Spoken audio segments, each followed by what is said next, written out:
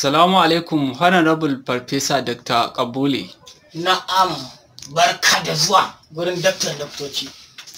Mun samu labarin ka ne akan wannan cutar da take damun duniya ga baki daya, ba ma wai Najeriya ba, amma kuma an ce ta shigo Najeriya, wato cutar coronavirus. Coronavirus.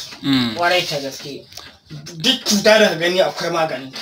Haka ne, akwai maganinta. Amma dai kafin haka ina so ka gabatar mu mutane al'ummar duniya kai da sunanka da aikinka da sana'arka da abin da ya samu ka ɗauko ka daga wurin aikinka muka kawo ka ofishinmu. To, da farko dai sunana da Takambule, daktan daktoci, wanda ni na fara wa sauro tiyata. Kuma ya warke? Ya warke. Kullum ya zo ya kawo min ziyara. Ya ce, Dakta Kambule ina kwana. Tun daga nan na samu shahara. Gaskiya ne. To kuma duk wanda na ba maganin coronavirus, ina tabbatar maka inda yanda ya kamata.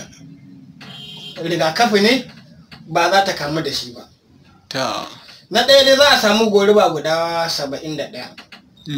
A haɗiye ta babu ruwa kusa. Sannan kuma a samu goruba manya-manya guda ba goruba ba. Ka san saboda magungunan sun yawa akan namu. Gaskiya. Giginya. Giginya ita za ka haɗe guda 10 ta wadatar. Sannan a rufe ka a matsayi na kwana 3. Wannan duk mutumin da ya wannan zai samu rigakafi daga cutar coronavirus.